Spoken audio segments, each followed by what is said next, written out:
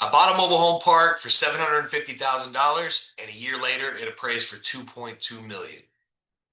And I didn't even know how to value mobile home parks when I bought it. All right, I had this crazy idea to tell ChatGPT to interview me for my next podcast and YouTube video. So here it goes.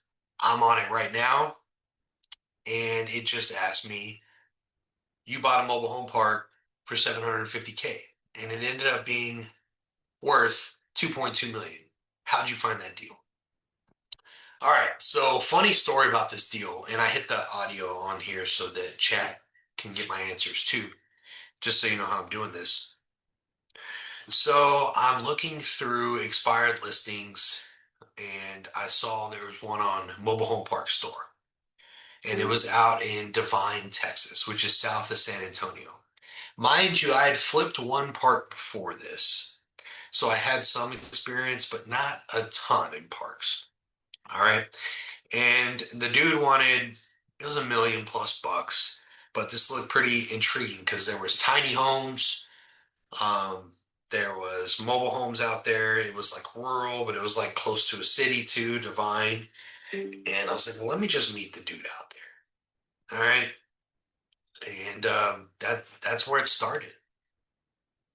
Let's see what chat asks us next. So I just used the audio to answer that question. All right. Question two. When you showed up, what made you think this could actually be a great deal?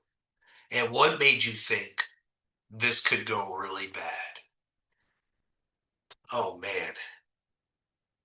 All right, so when I showed up at this park, I thought it could be a great deal because I saw these brand new double wide homes and like there's nice roads, and then he took me right down the road a few doors over or a few lots over, and there's like these brand new tiny homes. There's land behind what he's already got there, and he's got tenants in these places. It's clean, and I know it's kind of rural, which is like people want that if it's really close to a city, and it's like literally a 3-minute drive to the city, but it's still in the sticks. It was a very interesting location, but it was laid out, it was clean, like laid out nice, clean. There was room for expansion.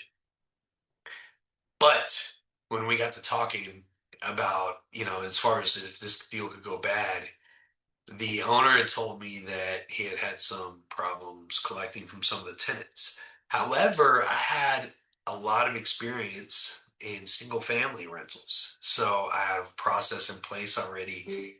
And I said, well, if that's the constraint, I can fix that. Question three. So he wants over a million for this. You end up buying it for 750. What happened in that conversation, and how did you actually get him down that low? All right, so dude wants over $1 million, and I actually pre-framed my price before I went. I usually always do that before any call.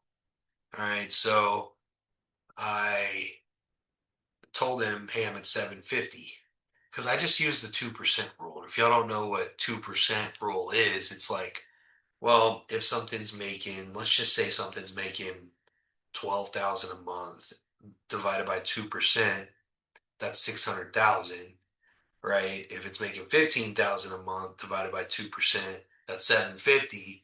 Um, he was making 15,000 a month. So I was like, I'll give you 750. I really didn't know about mobile home park underwriting then, but I did own a large assortment of like Section 8 style type housing, and you only buy those at 2% rule. So I just used the same concept. Ended up being a banger way to do it, actually. What happened in that conversation? How did you actually get him down that low? I pre-framed it. I looked at the place. I said, it didn't sell.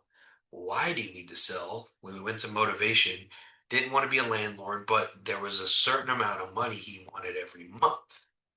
That dollar amount was 10,000 a month. I had to think about it. It's been a while. It was 10,000 a month. I said, sure, let's do that. Seller financed me this thing. And he's like, well, how about this? What if we did a lease option? Right? You give me 10,000 a month, you keep the excess proceeds. will put the money towards your down payment when I do sell it to you on seller finance, should you choose to do so. He was trying to set me up for success while getting what he wanted, a true deal maker. Question four. At what point did you realize this deal is way better than I thought? Hmm.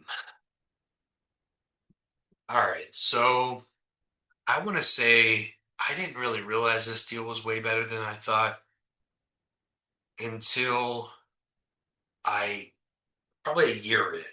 All right. I got the tenants all paying on time. I kicked ones out that didn't need to be there, got it running how I wanted it. I moved in there so I could keep my eye on it. Didn't let anybody know that I was the one that owned it. All right. But I guess whenever I bought it, seller finance is when I figured it out because then I really started cash flowing. And another layer to that, I guess, when I really realized what I was doing is when I refinanced it through a commercial bank a year later and pulled out $250,000 tax free to build on to the back acre parcel that was there. And I'm like, man, like you can really create value here. Like there's big, like this isn't like house value add. This is like big value add for making a space profitable and like just running it right. Final question. All right. If someone watching this wants to do their first deal like this, what's the one thing they need to understand that most people miss? If someone watching this wants to do their first deal like this, they need to understand how a mobile home park is valued. I did not, like really, truly. But then again, you don't want it to let them hold you back. Like you don't want to be held back by anything. Take action, but take aligned action, take informed action. It doesn't take long to really understand how the mechanics work, right? Like